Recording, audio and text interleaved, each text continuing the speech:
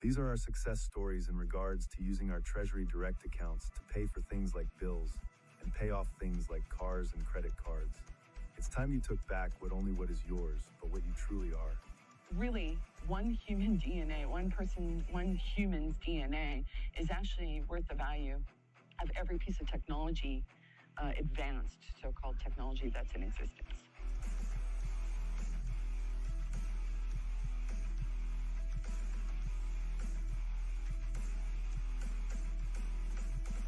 Hi, Smarty.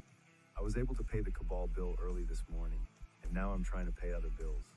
The route number for New York is coming back invalid. Can I only use this for utilities? Thanks for everything, King. There's only one way to find out. Keep at it. It's your money. They can't do shit about it, and if they attempt to, let me know. I have an itchy trigger finger, and I never miss them motherfuckers. Try this. It worked 100% of the time.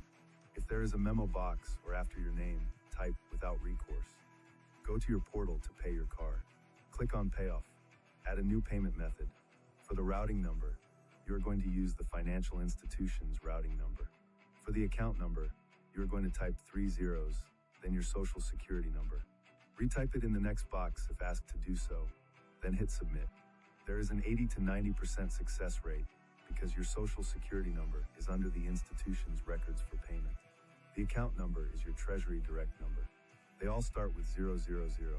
Boom. No more car payment. Hey King.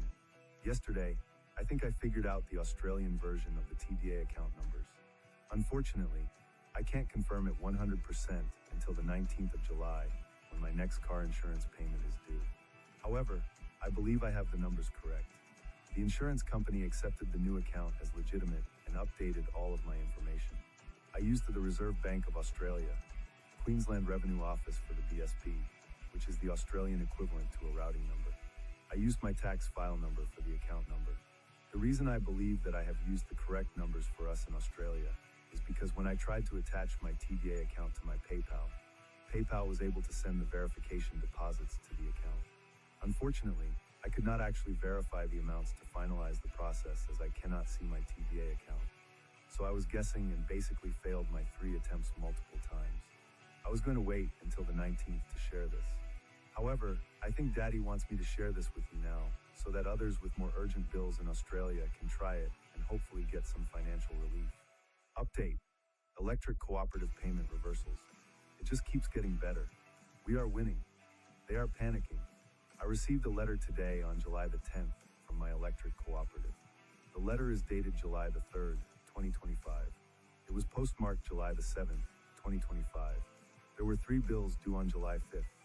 One at $141, one at $267.52, and one at $158.67. In total, $567.19. The disconnection date shown on the bills was July the 16th. I printed the payment history from my account because there are some discrepancies. They backdated the payment reversals to reflect the same date the payment was made and charged a $35 NSF fee each time. The payment history only shows a reversal for $141 for the payment dated June the 25th. What happened to the reversals for the other 2 bills? The payment history also shows a reversal for $602.19 on June 30th, which is $567.19 plus a $35 NSF fee. I became aware of the second reversal on July 3rd, so I scheduled a debit card payment in the amount of $637.19 on July 15th, which was before the disconnection date. I scheduled a payment in full, the original amount of $567.29 plus 2 NSF fees at $70, $637.19 in total. So we have the accounting recording errors related to the reversals and the fact that we were placed on the immediate cutoff list first thing Monday morning, July 7th, with no written warning and no intention of calling even when there was already a scheduled payment for the full balance due in their system. Daddy provided protection in the form of a supervisor who decided something looked very wrong. The technician was literally on his way, and she stopped him, who ordered the immediate disconnect even though payment in full had been scheduled before the disconnection date listed on the bill. And why? We must hold these people accountable. All of this prompted me to follow the money and and look into the backgrounds of the board members. I have barely gotten started, and I can already tell this rabbit hole runs deep. Keep going. Nobody ever said it would be easy. Tried again with a capital 1 and my synchrony and received, yet again, confirmation codes. You accept its payment, but don't want to expect it. You guys are exposing yourself. This is too fun. 9 years ago, my Chase account of 32 years was closed. I transferred a large amount out of my TVA into my savings account. Within 5 minutes, my bank screen was frozen, and they called me. I went to the bank. They let me take all my funds out of my account, but no longer wanted my business. I talked with the manager. He did not do anything to me, as he knew what I was saying was true. I had the printed pages of all my bonds and the fidelity screenshots of the amounts of each bond.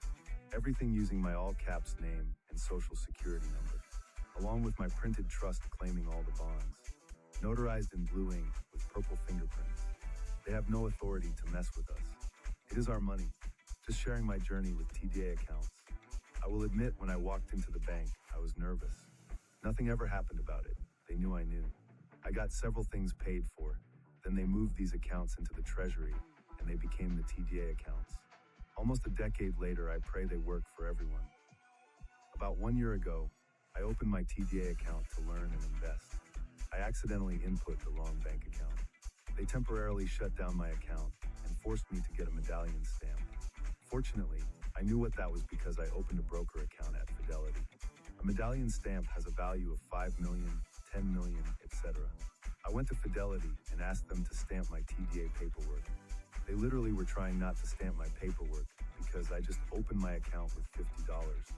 It was quite an experience, exciting, humbling at the same time. More sauce about TDA accounts. Every time the Treasury transfers from your TDA account to your regular bank account, the funds are now securitized, meaning that when the funds are transferred to your regular bank, they can't take that money from you because it's been securitized. Many times, they will close your account. It's best to set up your TDA account with a brokerage account at Fidelity or Charles Schwab. These banks work with Treasury Direct. The knowledge I just shared with you, I personally went through and learned. Very few people know this or don't share this. Also, the Treasury Direct is the primary stock market. Wall Street is the secondary market. Even this knowledge is known by few.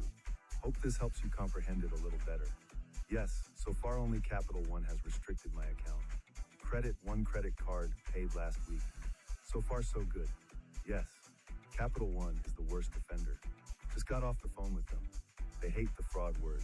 They were like, "Sir, we're working on it." I said, "Who manually reversed my payment?" They replied, "Sir, calm down. My account says it was paid." There's lots of success with the TDAs. Don't be discouraged and continue to figure it out. We are up against a cabal that has been in position for a long time, and they are crumbling right before your eyes. They are fucking around and finding out. No retreat, no surrender, and no fear.